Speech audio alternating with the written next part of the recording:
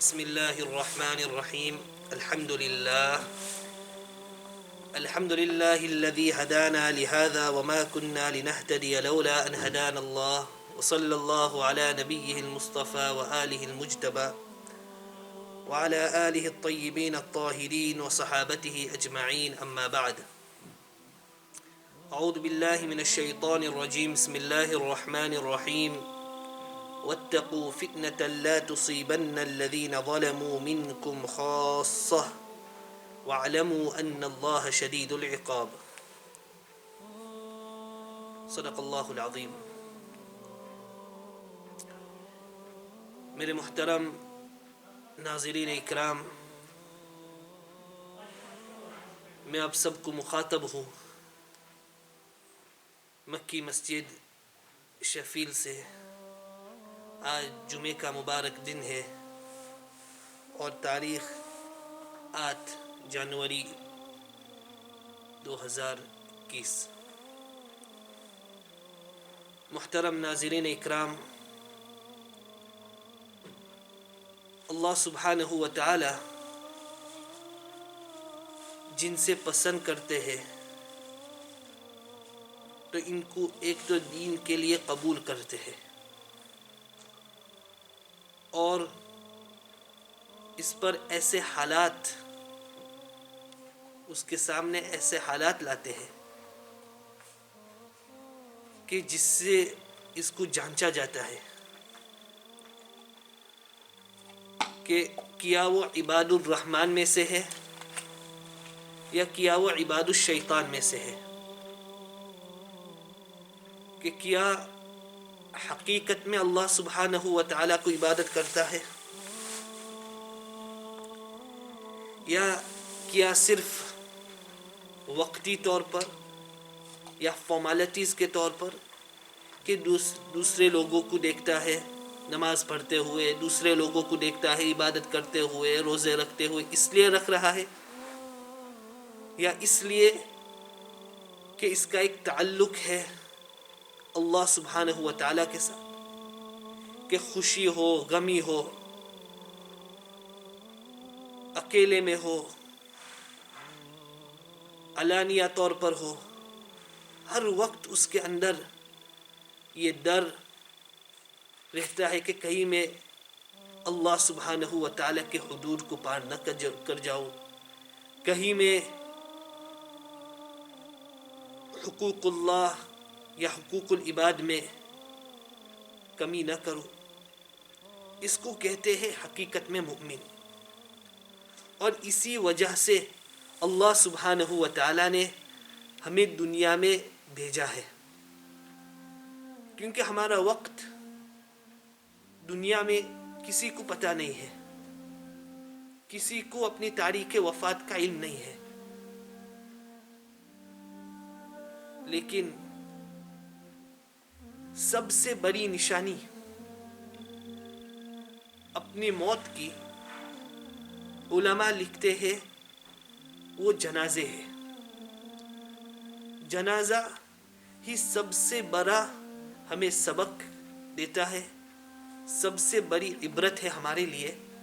جب ہمارے سامنے کسی کی لاش ہو تو یہ ہمیں سبق دے رہا ہے، یہ ہمیں نصیحت دے رہا ہے کہ آج میں ہوں، کل تیری باری ہے. کفا بالموت واعظا، رسول اللہ صلی اللہ علیہ وسلم کا فرمان ہے.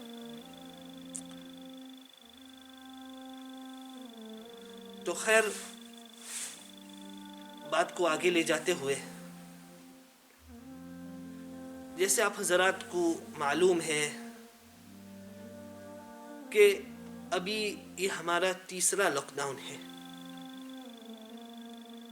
کون یہ سوچ سکتا ہوگا 1 سال پہلے کہ ابھی سے ٹھیک 1 سال بعد ہمیں ملنے کی پابندی، مسجد میں سنت طریقے سے نماز نہیں پڑھ سکتے ہیں، ایک دوسرے کے گھر نہیں جا سکتے ہیں، رشتہ دار کو نہیں مل سکتے ہیں، یو کے میں، انگلینڈ میں رہتے ہوئے دوسرے شہر نہیں جا سکتے ہیں، اور دوسرے ملک جانے کی تو دور کی بات کہ طیارہ پر بھی پابندیاں ہم پر لگی ہے. لیکن یہ اللہ سبحانہ و تعالیٰ کا نظام ہے,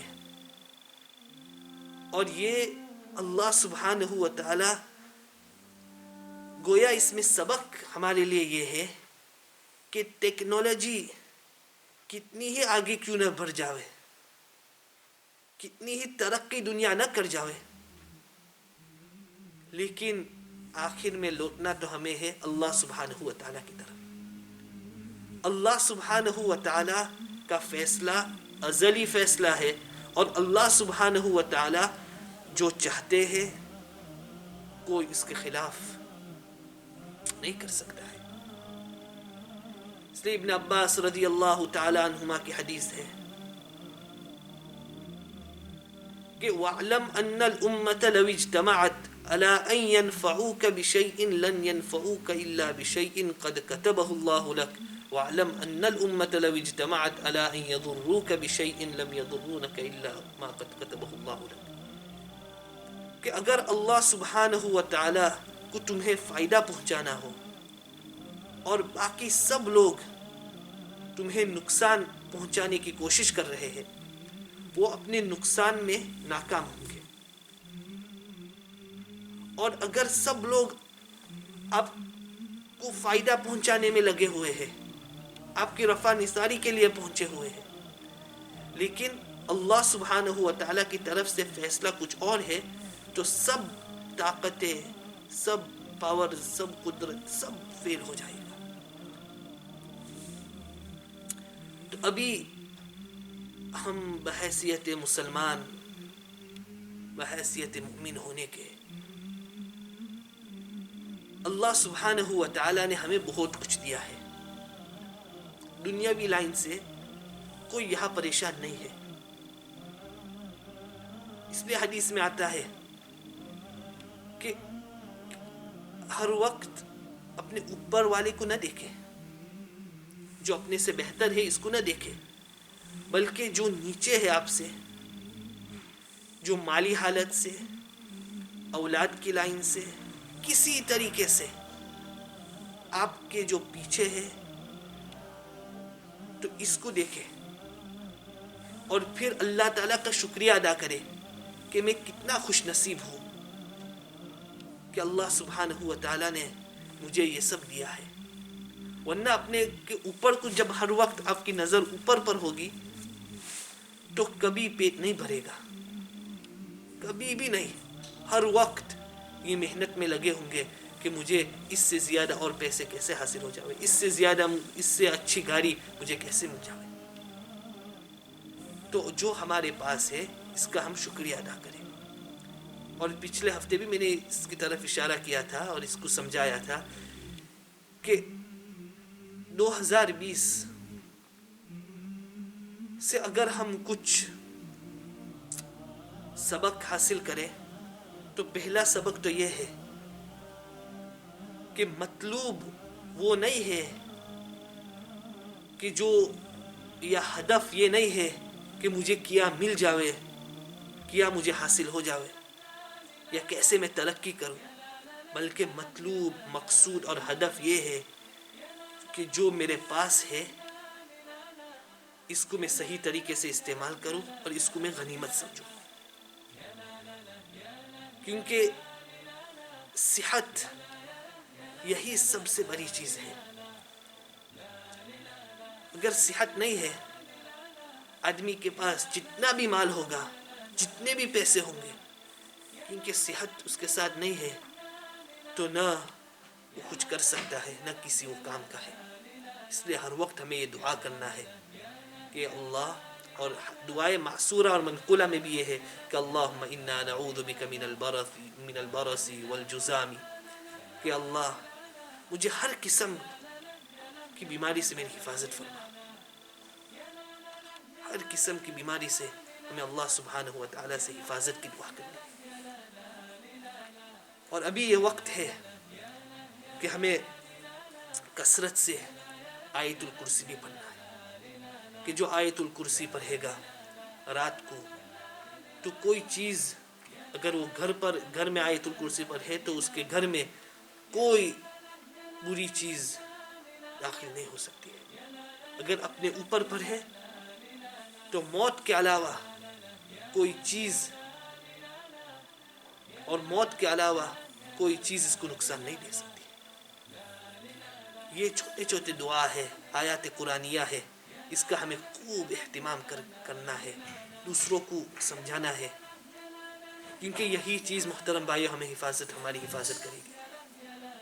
جتنا ہم ماسک پہنیں گے، جتنا ہم ہینڈ سینیٹائزر استعمال کریں گے، جتنا ہم احتیاطی تدابیر اختیار کریں گے، اور کتنا ہی ہم ترقی پذیر ملک میں رہیں گے، لیکن اگر اللہ سبحانہ و تعالیٰ نے یہ سب تو اسباب ہے، اسباب کے طور پر ہمیں استعمال کرنا ہے، لیکن اسباب کے اوپر ہمیں ہمارا ذہن اور ہمارا دھیان مسبب الاسباب پر ہونا چاہیے، کہ جو اسباب کو پیدا کرنے والا، جو اسباب، اور وہ ہے اللہ سبحانہ و تعالیٰ. کیونکہ یہاں بیٹھ کر کے میں آپ کو طبی نصیحت تو نہیں دے سکتا ہوں، کیونکہ یہ تو ڈاکٹر کا کام ہے. اور کوئی آدمی، اور حدیث میں آتا ہے کہ کوئی آدمی طبی اور ڈاکٹر کا کام کرتا ہے، اس کو سمجھے اور اس کو پڑھے بغیر، تو اس کا نقصان اس پر ہوگا.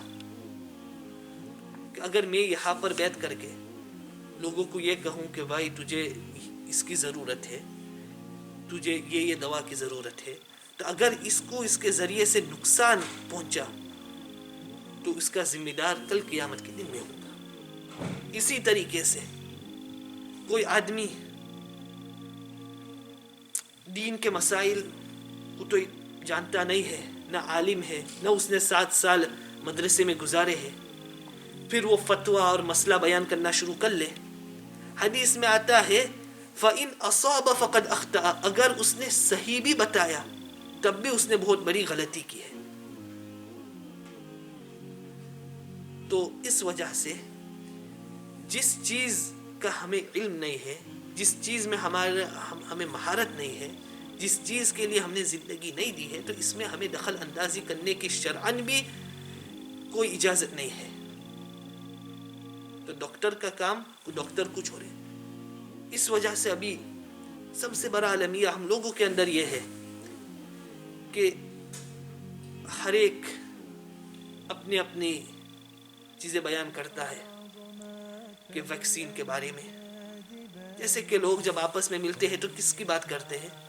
سیاست کی بات کرتے ہیں، حالانکہ وہ سیاست میں سے اس کا کوئی تعلق نہیں ہے، اور نہ اس کا بات پر کوئی اثر بھی ہوگا، نہ اس کے بات کو لیا بھی جاوے گا، لیکن بس وقت گزارنے کے لیے وہ چیزیں اور اپنا جو وقت گزارنے کے لیے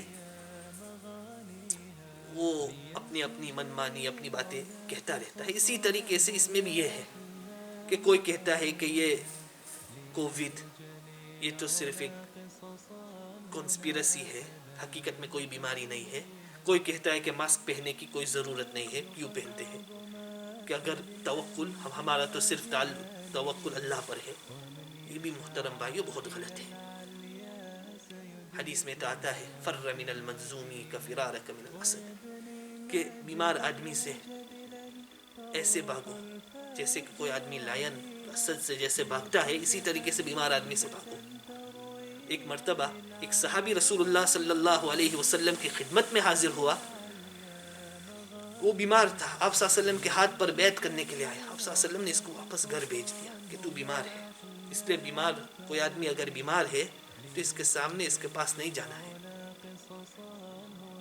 بے شک بیماری تو بیماری اور صحت اللہ تعالیٰ کے ہاتھ میں ہے، لیکن ہمارے ذمے احتیاطی تدابیر اختیار کرنا یہ ہمارا فرضی ہے.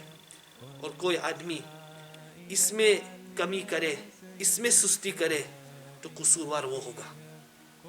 اور اگر مسجد کے اندر سستی کرے گا، مسجد کے اندر جو قانون انتظامیہ نے، جس کے اندر بھی بس ایسے ویسے لوگ نہیں ہیں لیکن وہ لوگ ہیں کہ جو اس فن کے اور جن کا تعلق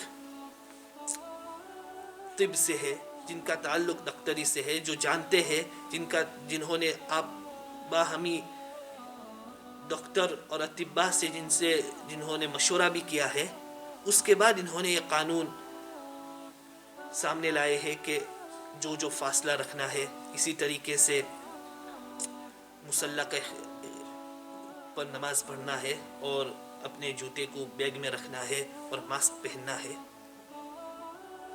تو اس میں اگر ہم کمی کریں گے اور علیہ باللہ خدا نخواستہ اگر پولیس والے آ جاوے اور مسجد بند ہو جاوے تو یہ ایک دو آدمی کی وجہ سے ہم سب کی نمازیں خراب نہ کرے، ایک دو آدمی کی وجہ سے ہمیں مسجد سے محروم نہ کرے. ومن اظلم ممن منع مساجد اللہ ان یذکر فیہا اسمہ وسعی فی خرابها. اللہ سبحانہ وتعالی قرآن کریم میں فرماتے ہیں کہ اس سے بڑا ظالم کون ہو سکتا ہے کہ جو لوگوں کو اللہ کے گھر سے روکے. اور یہ ظالم وہ لوگ ہوں گے کہ جو اپنی بدفعلی اور اپنی بے احتیاطی اور اپنی سستی کی وجہ سے اور لوگوں کو محروم کریں گے. تو اللہ سبحانہ وتعالی ہماری اس سے حفاظت فرماوے. اللہ سبحانہ وتعالی ہمیں زیادہ سے زیادہ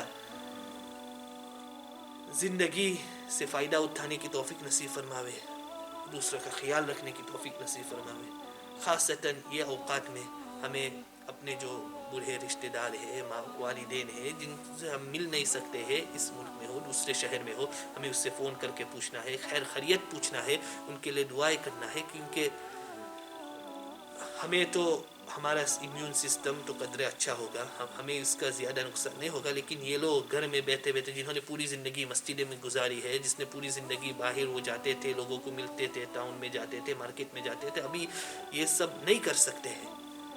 تو ان کا خیال رکھنا ہے، ان کو کسی چیز کی ضرورت ہے، ان کو پہنچانا ہے، یہ مسلمان کی ذمہ داری ہے. اور اسی طریقے سے حدیث میں آتا ہے کہ آدمی کا جو پڑوسی کے حقوق کے بارے میں، اور یہ مستقل ایک بیان انشاءاللہ کبھی کریں گے، کہ اگر کسی کا پڑوسن ہو اور وہ رشتہ دار بھی ہو اور مسلمان بھی ہو تو اس کے 3 حقوق ہے اس پر. ایک مسلمان ہونے کے ناطے، ایک رشتہ دار ہونے کے ناطے، اور ایک پڑوسی. اور اگر وہ صرف مسلمان ہے تو پھر اس کے 2 حقوق ہیں اب پر، ایک مسلمان ہونے کا حق اور دوسرا پڑوسی ہونے کا حق. اور اگر وہ غیر مسلم پڑوسی ہو تو آپ پر اس کا ایک حق ہے، وہ یہ ہے کہ پڑوسی کا حق. تو اس کا بھی ہمیں خاص خیال رکھنا ہے. جو بوڑھے لوگ ہیں اس کو فون کر کے پوچھتے رہنا ہے. اللہ تعالی ہم سب کی حفاظت فرماوے، اور اللہ تعالی جو بیمار ہیں ان کو شفائے کاملہ دائمہ عاجلہ مستمرہ نصیب فرماوے.